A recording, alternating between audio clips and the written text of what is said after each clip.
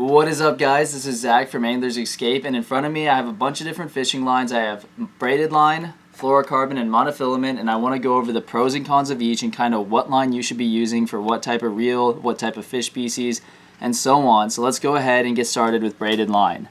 Alright, so first up I want to talk about the pros and cons of braided line. So to begin, the pros is one, it has very thin diameter line. So what this means is you can cast it a lot farther and you can get a lot more string on your spool. And it still have high pound test line. So right here you can see it says 15 pound test line, and it has the diameter of 4 pound monofilament. So it's really thin line, really strong, you get a lot of line on there, and since it's so thin you can really launch lures, so it's great for casting. The other benefit is it has almost no line memory. So what that means is if you have your line spooled around your reel for a long period of time and then you cast it out, it's not going to be all bound up or like you'll see spirals in the line. None of that will happen. You won't get as many twists, and that makes it really good for avoiding bird's nest and bait casters. And so now there's one more thing I'd like to talk about, and that's the lack of stretch in the line. And this can be good or bad, but I'll go ahead and talk about the pro of having no stretch, and that's every little bite that you get on braided line you'll feel very easily because it's transmitted so well up and down the line. So now I want to go into the cons of braided line, and one of the main cons is its price. This thing right here for 150 yards was about 15 bucks, where I could have got 150 yards of monofilament for $2 or $3 at Walmart. So it's roughly 5 to 8 times the price as monofilament. And the other thing is this line is a lot more visible than monofilament or fluorocarbon, so it can scare off fish from biting. The other con is the actually the stretch. While the stretch can be a good thing in that you can feel the bites better, if a fish really trucks your lure or bait and starts running off, a lot of times it can just rip the hook right out of its mouth because there's no give in the line or no stretch like monofilament. So there's kind of the pros and cons of braid. So now I want to talk about fluorocarbon. And so the pros about fluorocarbon is it's almost invisible underwater, and that's because it doesn't reflect much light. And so this is really important to use in clear water because the fish won't see the line as much, and especially targeting fish species like trout, small panfish, crappie. Like a lot of times if they see your line, they won't bite. So fluorocarbon's really good for that. And so now I want to go over some of the cons. And so the cons is the price. While not as expensive as braided line usually, it's still 2 or 3 times more expensive than monofilament. And the other downside is it has a lot of line memory, and it's also thicker. So that means you can't cast it as far.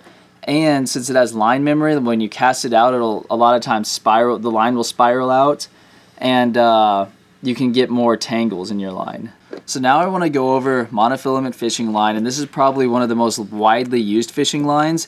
And so to start off, the pros is that it's very cheap, probably, like I said earlier, a lot cheaper than the fluorocarbon and braid. The other thing about monofilament is it has a lot of stretch, so if that fish grabs your bait and starts running off real fast, you'll have your pole drag to help wear the fish down, but also the line will be stretching so the fish can't just tear the hook out of its mouth. So now for the cons of monofilament. So one of the cons of monofilament is it's a little bit thicker, or actually quite a bit thicker than the braided line, so therefore you can't cast it as far and you can't get quite as much on your spool. The other downfall is it does have line memory, although it's not as bad as fluorocarbon.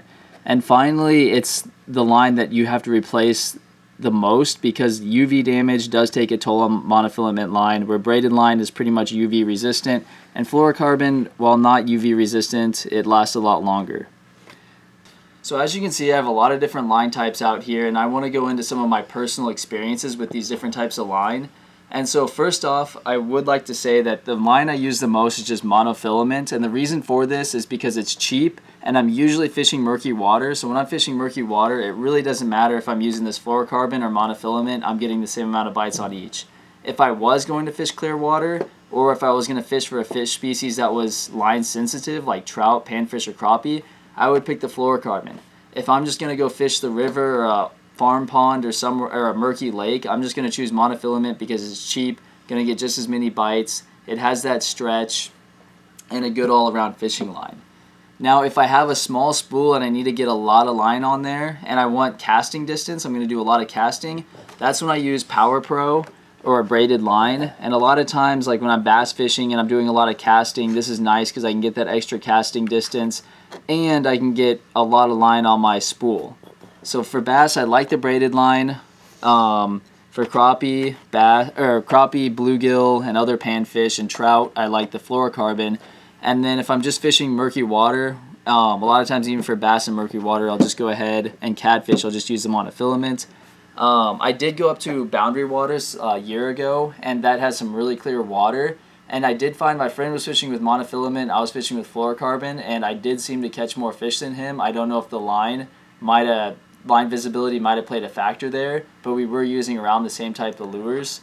Another thing I'd like to point out is for catfishing, I really like to use Braid because I can get so much line on there, and it's high pound test line.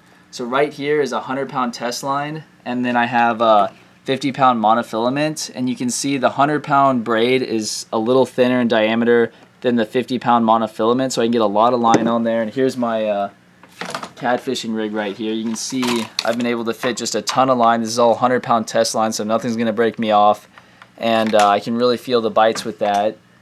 And the other thing is here's my clear water setup. If I'm fishing clear water for bass or trout, this is a fluorocarbon right here. I really like this setup. And then just for everyday things, I like using the monofilament. But again, I hope you learned something here today, and thanks for watching.